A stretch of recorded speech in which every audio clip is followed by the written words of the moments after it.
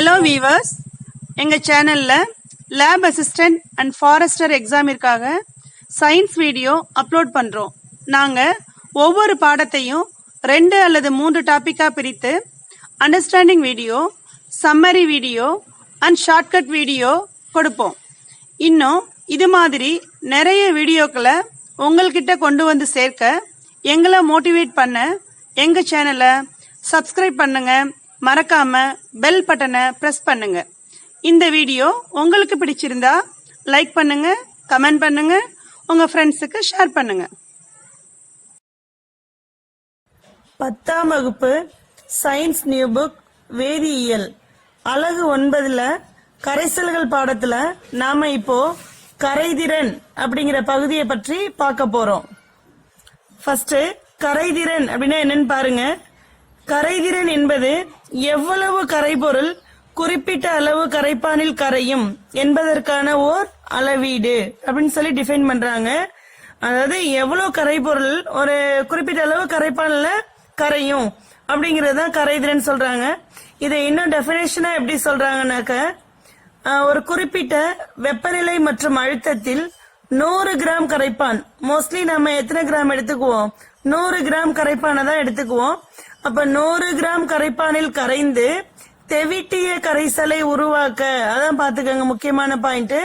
தெவிட்டிய கரைசலை உருவாக்க தேவையான கரைபொருளின் கிராம்களின் எண்ணிக்கையை தான் அதன் கரைதிறன் அப்படின்னு சொல்றோம். நல்லா பாருங்க, குறிப்பிட்ட வெப்பநிலை மற்றும் அழுத்தத்துல ஒரு 100 கிராம் கரைப்பான்ல ஒரு குறிப்பிட்ட அளவு கரைபொருளை கரைச்சு அந்த கரைசல் என்ன கரைசலா மாறணும்? தெவிட்டிய கரைசலா மாறுனுச்சுனாக்க அததான் நம்ம என்ன சொல்றோம்? கரைதிறன். அந்த கரைபொருளோட கரைதிறன் அப்படின்னு சொல்றோம். ஓகேவா? நெக்ஸ்ட், கரைதிறன் இஸ் ஈக்குவல் டு கரைபொருளின் நிறை பை கரைப்பானின் நிறை இன்டு 100. இதான் கரைதிறனுக்கான வாய்ப்பாடு. நல்லா பாத்துக்கோங்க. கரைதிறன் இஸ் ஈக்குவல் டு கரைபொருளின் நிறை பை கரைப்பானின் நிறை. மோஸ்ட்லி கரைப்பானின் நிறை நம்ம எங்க தான் எடுத்துக்குவோம்? டினாமினேட்டர்ல தான் எடுத்துக்குவோம். நல்லா பாத்துக்கோங்க. இன்டு 100. இந்த அட்டவணையை பாருங்க. இப்ப டெம்பரேச்சர் 25 டிகிரி செல்சியஸ். அதுல 100 கிராம் கரைப்பான், அதாவது 100 கிராம் நீர்ல கரைப்பொருட்களோட கரைதிறன் எப்படி இருக்குன்னு பார்க்க போறோம். நாம இங்க பல்வேறு கரைப்பொருட்களை எடுத்துக்க போறோம். ஃபர்ஸ்ட் கரைப்பொருட்களின் பெயர், அந்த கரைப்பொருளோட வாய்ப்பாடு, கரைதிறன். இந்த 100 கிராம் நீர்ல எவ்வளவு கிராம் கரையும் அப்படிங்கறத பத்தி இப்ப அட்டவணை கொடுத்திருக்காங்க பாருங்க. ஃபர்ஸ்ட் இருக்குது கால்சியம் கார்பனேட், வாய்ப்பாடு CaCO3, திண்ம நிலை. அதோட கரைதிறன் 0.0013. இதை எப்படி எளிதா நாம வச்சுக்கலாம்னாக்க, காலால கார்ல ஏற ட்ரை பண்ணி 2 வாட்டி ஃபெயிலியர் ஆகி ஒரே முயற்சியில ஏறிட்டாங்க. அப்புறமா ஒரே முயற்சியில ஏறிட்டாங்க அப்படி நாம வச்சுங்க. காலால கார்லனாக்க கால்சியம் கார்பனேட், ஒரே முயற்சியில ஏறிட்டாங்கனாக்க 1 3. 2 முறை ஃபெயிலியர்னாக்க 2 0 போட்டுக்கோங்க. நெக்ஸ்ட் சோடியம் குளோரைடு, அதோட வாய்ப்பாடு NaCl, திண்ம நிலை. கரைதிறன் 36. இது நாம தொடர்ந்து பார்த்துக்கிட்டே இருக்கோம். சோடியம் குளோரைடோட கரைதிறன் 36ன்னு நம்மளுக்கு இயல்பாவே தெரியும். நெக்ஸ்ட் பாத்தீங்கன்னாக்க அமோனியா. அமோனியாவோட வாய்ப்பாடு NH3. இது வாயு நிலைமையில இருக்கு. இதோட கரைதிறன் 48. ஷார்ட்கட், அம்மாவை 4-8ல பாத்துட்டு வந்துடலாம். அம்மாவை 4-8ல பாத்துட்டு வந்துடலாம். 4-8லன்னா 48, அம்மாவன்னா அமோனியா. நெக்ஸ்ட் சோடியம் ஹைட்ராக்சைடு, வாய்ப்பாடு NaOH. இது திண்ம நிலைமைதான். இதோட கரைதிறன் 80. இதற்கான ஷார்ட்கட், ஜோடியா ஹைட்டுக்கு 80 வயசுல போயிடலாம். ஜோடியா ஹைட்டுக்கு 80 வயசுல போயிடலாம். ஜோடியா ஹைட்டுக்குனாக்க சோடியம் ஹைட்ராக்சைடு, 80 வயசுலனாக்க கரைதிறன் 80. நெக்ஸ்ட் குளுக்கோஸ், வாய்ப்பாடு C6H12O6, திண்ம நிலைமை. இதோட கரைதிறன் 91. இதை எப்படி ஈஸியா ஞாபகம் வச்சுக்கலாம்னாக்க, நாயனத்தை ஒரு முறை வாசிக்கணும்னாலும் குளுக்கோஸ் சாப்பிடணும். நாயனத்தை ஒரு முறை வாசிக்கணும்னாலும் குளுக்கோஸ் சாப்பிடணும். நாயனம் அப்படின்னா 9, ஒரு முறைனா 1 அப்படின்னா 91. குளுக்கோஸ் சாப்பிடணும்னா டைரக்டாவே குளுக்கோஸ் தான். நெக்ஸ்ட் சோடியம் புரோமைடு வாய்ப்பாடு NaBr, இதுவும் திண்ம நிலை தான். இது எவ்வளவுனாக்க கரைதிறன் 95. கரைதிறன் எவ்வளவு 95. ஷார்ட்கட் நாயனத்தை அஞ்சாம ஜோடியா ப்ரோ வாசிக்கிறாரு. நாயனத்தை அஞ்சாம ஜோடியா ப்ரோ வாசிக்கிறாரு. நாயனம்னா 9, அஞ்சாமனா 5, ஜோடியா ப்ரோனாக்க sodium bromide. Next sodium iodide, இதோட வாய்ப்பாடு NaI, இதுவும் திண்ம நிலைமை தான். இதோட கரைதிறன் 184. கரைதிறன் 184. ஷார்ட்கட் ஒரே 8ல நாளைக்கு ஜோடிய ஐயா வாழ்த்துவாரு. ஒரே 8ல அப்படின்னாக்க 18, நாளைக்குனா 4, ஜோடிய ஐயா வாழ்த்துவாரு அப்படின்னாக்க சோடியம் அயோடைடு. கரைதிறனை பாதிக்கும் காரணிகள். கரைதிறனை பாதிக்கும் காரணிகள்னு நம்ம மெயினா 3 பற்றி குறிப்பிடுறோம். அதுல ஃபர்ஸ்ட் கரைபொருள் மற்றும் கரைப்பானின் தன்மை, செகண்ட் வெப்பநிலை, தேர்ட் அழுத்தம். இதுல கரைபொருள் மற்றும் கரைப்பானின் தன்மை அதை பற்றி நம்ம இப்ப பார்க்கலாம். பாருங்க, கரைதிறன்ல பாத்தீங்கன்னா கரைப்பான் மற்றும் கரைபொருளின் தன்மை தான் இதுல முக்கிய பங்கே. நீர் எடுத்துக்கிட்டீங்கன்னு வச்சுக்கோங்களேன், பெரும்பான்மையான பொருட்களை நீர் கரைச்சிரும். ஆனாலும் ஒரு சில பொருட்கள் நீர்ல கரையாது. அதை கரைக்கிறதுக்கு தனியா ஆல்கஹால், பென்சீன், ஈத்தர் இது மாதிரி கரைப்பான்கள் தேவைப்படுது.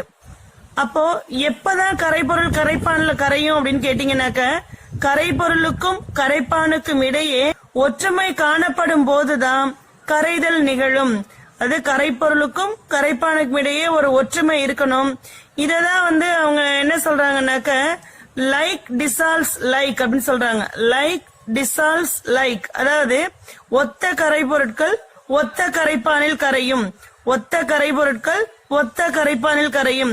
அது கரைபொருட்களை நம்ம ரெண்டா பிரிப்போம். அப்படின்னாக்க முனைவுறும் கரைபொருள், முனைவுறா கரைபொருள், இல்லைன்னா முனைவுறும் சேர்மம், முனைவுறா சேர்மம் அப்படின்னு பிரிப்போம்.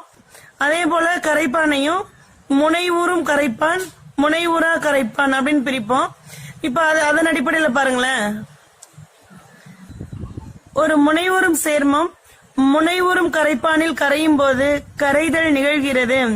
ஃபார் எக்ஸாம்பிள், உப்புங்கிறது ஒரு முனைவுறும் சேர்மம், நீருங்கிறது ஒரு முனைவுறும் கரைப்பான்.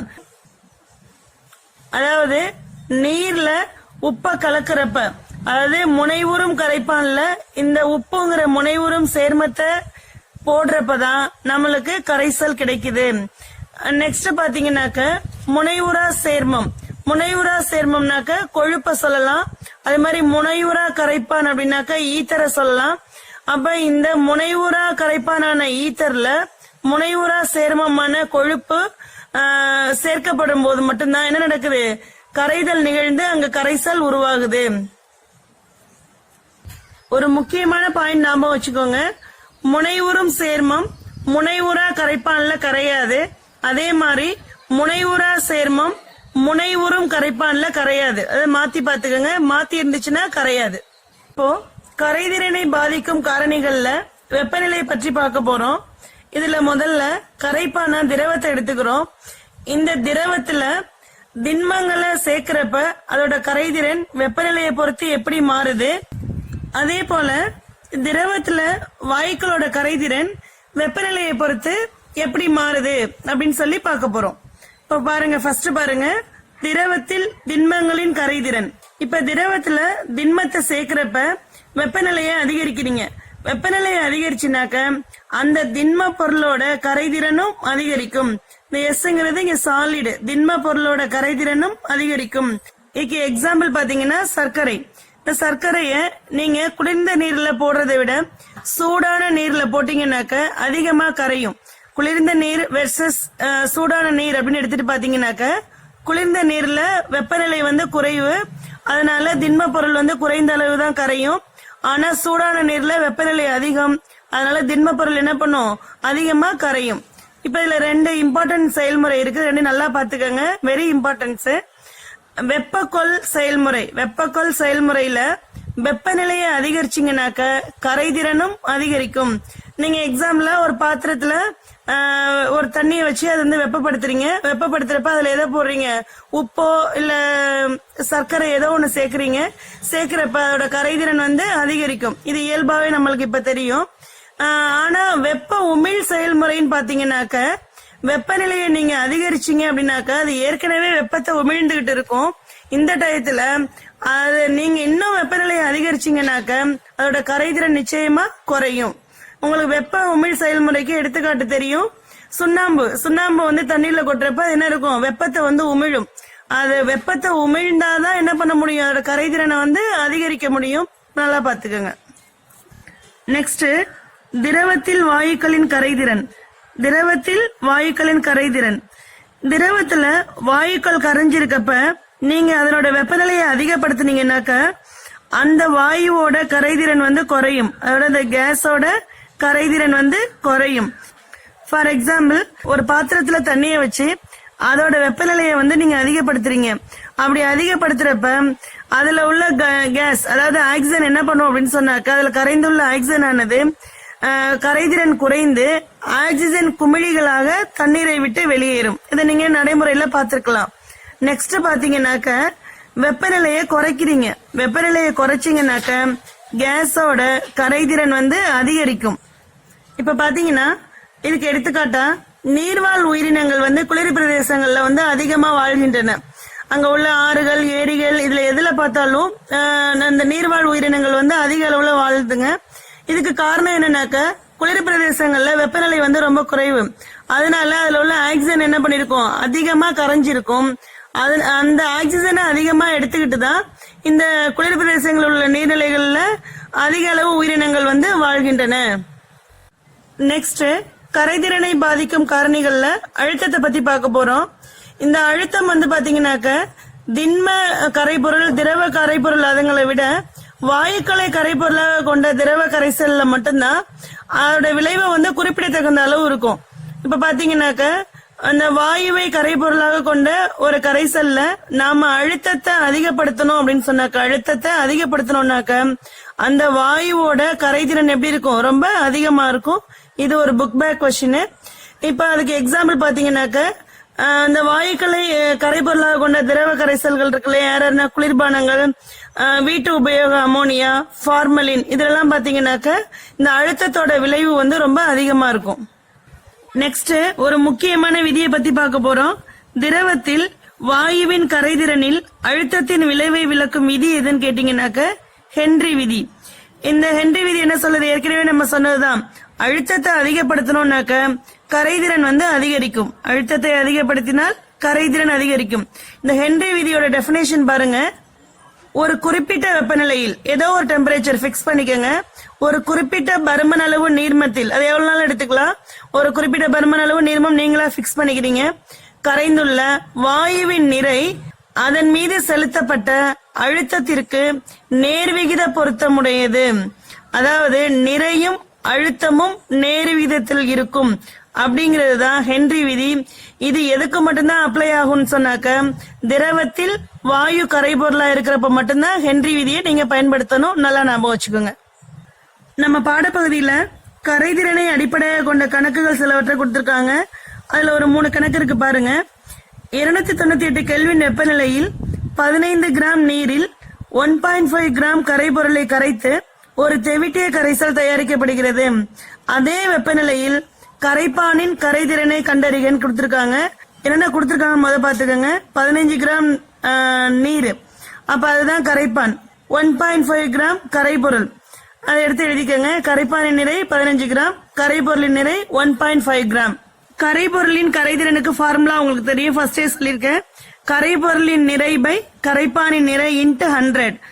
கரைபொருளின் நிறை 1.5 பை கரைப்பானின் நிறை 15 இன்ட்டு 100. இந்த பாயிண்ட நீங்க கேன்சல் பண்ணணும்னாக்க பாயிண்ட்டுக்கு அப்புறம் ஒரு டிஜிட் இருக்கா, அதனால மேலே கீழே 10 மல்டிபிள் பண்ணீங்கன்னாக்க இது 15 ஆயிடும், இது 150 ஆயிடும். 0 0 கேன்சல்டு, 15 கேன்சல்டு, நம்மளுக்கு 10 கிராம் கிடைக்குது. சோ கொடுக்கப்பட்ட கரைபொருளோட கரைதிறன் வந்து 10 கிராம். நெக்ஸ்ட் பாத்தீங்கன்னாக்க 303 கெல்வின் வெப்பநிலையில் 60 கிராம் நீரில் எவ்வளவு நிறையுள்ள பொட்டாசியம் குளோரைடு கரைந்து தெவிட்டிய கரைசலை உருவாக்கும்? அதே வெப்பநிலையில், அதாவது 303 கெல்வின் வெப்பநிலையில் பொட்டாசியம் குளோரைடின் கரைதிறன் 37/100 என கொடுக்கப்பட்டுள்ளது. சொல்யூஷன் பாருங்க. 100 கிராம் நீரில் பொட்டாசியம் குளோரைடோட கரைதிறன் எவ்வளவுனாக்க 37/100. எந்த டெம்பரேச்சர்னாக்க 303 கெல்வின். இது அவங்க கொடுத்திருக்காங்க. நம்மள்ட்ட அவங்க கேட்டிருக்கிறது 60 கிராம் நீரில் அதே வெப்பநிலையில பொட்டாசியம் குளோரைடோட கரைதிறன் கேட்டிருக்காங்க. அப்ப ஏற்கனவே உள்ள 37/100 எடுத்துக்குவீங்க. இன்ட்டு அவங்க கேட்டிருக்கிறது 60. இந்த 00 அடிச்சிட்டீங்கன்னாக்க 37 இன்ட்டு 6 பெருக்குனீங்கன்னாக்க 222/10. ஒரு டிஜிட் தாண்டி புள்ளி குத்துறீங்கன்னாக்க 22.2 கிராம். அப்போ 60 கிராம் நீர்ல 22.2 கிராம் பொட்டாசியம் குளோரைடு கரையும். Next third question. 30 degree Celsius வெப்பநிலையில் 50 கிராம் நீரில் கரைந்து தெவிட்டிய கரைசலை உருவாக்க தேவையான சோடியம் குளோரைடின் நிறை என்ன? 30 டிகிரி செல்சியஸ் வெப்பநிலையில் சோடியம் குளோரைடின் கரைதிறன் 36 கிராம். சொல்யூஷன் பாருங்க. 100 கிராம் நீரில் சோடியம் குளோரைடோட கரைதிறன் 36/100. இது நம்மளுக்கு நல்லாவே தெரியும். டெம்பரேச்சர் பாத்துக்கோங்க 30 டிகிரி செல்சியஸ். இப்ப அவங்க என்ன கேக்குறாங்கன்னாக்க 50 கிராம் நீர்ல சோடியம் குளோரைடோட கரைதிறன் அதே டெம்பரேச்சர்ல எவ்வளவுன்னு கேக்குறாங்க. அப்ப 36/100 இன்ட்டு அவங்க கேட்ட 50 போட்டுக்கோங்க. 00 கேன்சல்டு. 36 இன்ட்டு 5 180/10. 00 கேன்சல்டு. நம்மளுக்கு ஆன்சர் வந்து 18 கிராம். அப்போ 50 கிராம் நீரில் தெவிட்டிய கரைசலை உருவாக்க தேவைப்படும் சோடியம் குளோரைடோட நிறை எவ்வளவுன்னு கேட்டாக்க 18 கிராம். ஃபோர்த் சம் பாருங்க. 50 டிகிரி செல்சியஸ் மற்றும் 30 டிகிரி செல்சியஸ் வெப்பநிலையில் சோடியம் நைட்ரேட்டின் கரைதிறன் முறையே 114 கிராம் மற்றும் 96 கிராம். 50 கிராம் நீரில் உருவான தெவிட்டிய கரைசலை 50 டிகிரி செல்சியஸில் இருந்து 30 டிகிரி செல்சியஸ்க்கு குளிரூட்டுறோம். அதாவது 50ல இருந்து 30க்கு குறைச்சிடுறோம் வெப்பநிலையை. குளிரூட்டும் போது கரைசலில் இருந்து வெளியேற்றப்படும் அல்லது வீழ்படிவாகும் சோடியம் நைட்ரேட் உப்பின் நிறையை காண்க. சொல்யூஷன் பாருங்க. ரொம்ப சிம்பிள் சொல்யூஷன் தான். கணக்கு தான் பெருசா இருக்கும் பாருங்க. இப்ப 100 கிராம் நீரில் சோடியம் நைட்ரேட்டோட கரைதிறன் எவ்வளவு கொடுத்திருக்காங்கன்னாக்க 114/100. வெப்பநிலை வந்து 50 டிகிரி செல்சியஸ்ல. அவங்க எவ்வளவு கேட்டிருக்காங்கன்னாக்க 50 கிராம் நீரில் சோடியம் நைட்ரேட்டோட கரைதிறன் கேட்டிருக்காங்க. அதே டெம்பரேச்சர் தான் 50 டிகிரி செல்சியஸ். நல்லா பாத்துக்கோங்க. அப்ப 114/100 இன்ட்டு 50. இதை சுருக்குனீங்கன்னா உங்களுக்கு எவ்வளவு கிடைக்கும்னாக்க 57 கிராம் கிடைக்கும். இப்போ நெக்ஸ்ட் பாருங்க. 100 கிராம் நீரில் சோடியம் நைட்ரேட்டின் கரைதிறன் டெம்பரேச்சர் பாத்துக்காங்க 30 டிகிரி செல்சியஸ்ல எவ்வளவு கொடுத்திருக்காங்கன்னாக்க 96/100. இப்ப அவங்க என்ன கேட்டிருக்காங்கன்னாக்க 50 கிராம் நீரில் சோடியம் நைட்ரேட்டோட கரைதிறன் எவ்வளவுன்னு கேட்டிருக்காங்க. அதே 30 டிகிரி செல்சியஸ்ல. அப்ப 96/100 இன்ட்டு 50. இதை அடிச்சு சுருக்குனீங்கன்னாக்க உங்களுக்கு 48 கிராம் சோடியம் நைட்ரேட் கிடைக்கும். 50 டிகிரி செல்சியஸ்ல கிடைச்ச சோடியம் நைட்ரேட்டோட நிறையிலிருந்து 30 டிகிரி செல்சியஸ்ல கிடைச்ச சோடியம் நைட்ரேட்டோட நிறைய வந்து கழிக்கணும். மைனஸ் பண்ணுங்க. அப்போ 57 மைனஸ் 48 கழிச்சீங்கன்னா உங்களுக்கு 9 கிராம் கிடைக்குது. அப்ப வெளியேற்றப்படும் அல்லது வீழ்படிவாகும் சோடியம் நைட்ரேட்டின் நிறை எவ்வளவுனாக்க 9 கிராம். இந்த கணக்குகள் எல்லாம் நல்லா பாத்துக்கோங்க. இந்த டாபிக்ல நான் ஃபர்ஸ்ட் அந்த சேர்மங்கள் அதோட கரைதிறன் எல்லாம் அந்த அட்டவணையில சொல்லியிருந்தேன் இல்லையா, அதெல்லாம் நல்லா பாத்துக்கோங்க. அது எல்லாமே ரொம்ப இம்பார்ட்டன்ட். Thank you friends. இன்னும் இது மாதிரி நிறைய வீடியோக்களை உங்கள்கிட்ட கொண்டு வந்து சேர்க்க எங்களை மோட்டிவேட் பண்ண எங்க சேனலை சப்ஸ்கிரைப் பண்ணுங்க. மறக்காம பெல் பட்டனை பிரஸ் பண்ணுங்க. இந்த வீடியோ உங்களுக்கு பிடிச்சிருந்தா லைக் பண்ணுங்க, கமெண்ட் பண்ணுங்க, உங்க ஃப்ரெண்ட்ஸுக்கு ஷேர் பண்ணுங்க.